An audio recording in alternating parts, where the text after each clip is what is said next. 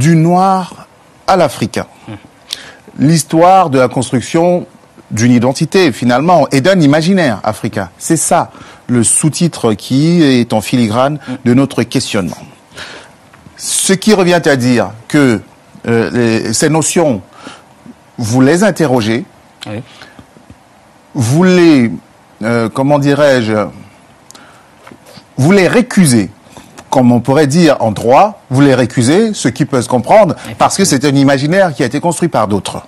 Nous sommes bien d'accord. À partir de quel moment les termes africains, nègres, esclaves sont utilisés en Afrique? Et je vous pose une deuxième question pour vous laisser le temps de poser votre réflexion. Oui. Et comment les Africains s'imaginaient et s'appelaient eux-mêmes?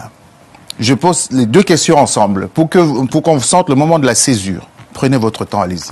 Parce que quand vous désignez l'Africain dans sa langue maternelle, justement, il ne se désigne jamais par la couleur de peau et il ne désigne pas l'autre par la couleur de peau. Je vous donne un exemple simple.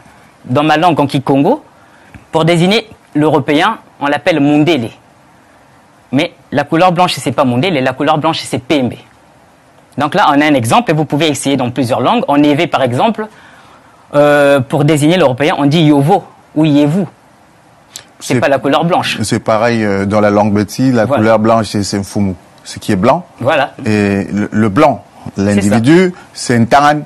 Dont beaucoup de gens ignorent la signification profonde, mais la signification est quelque peu, c'est une digression. Hein. Elle est très intéressante parce que il semble que ça renvoie à une sorte de termite qui s'installe discrètement et puis ensuite vous ne retrouvez pas votre champ. Bref, justement, on passe au chapitre 2 de notre causerie. Il y a le terme noir qui ne désignait pas ce qu'on appelle aujourd'hui les Africains. C'est ça. Je veux dire, dans son acception, dans ce qu'il porte, historique, philosophique et idéologique. C'est ça. Il y a ça.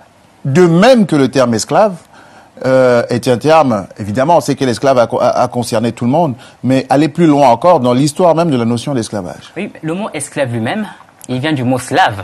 Et le slave, ce sont des peuples européens qui ont été asservis et mis en esclavage par d'autres Européens. D'ailleurs, c'est resté le même terme en anglais. Effectivement, slave, et même en latin, slave également, on retrouve le même mot. Donc on voit bien que le système esclavagiste a commencé en Eurasie, par les Eurasiatiques eux-mêmes et entre eux-mêmes.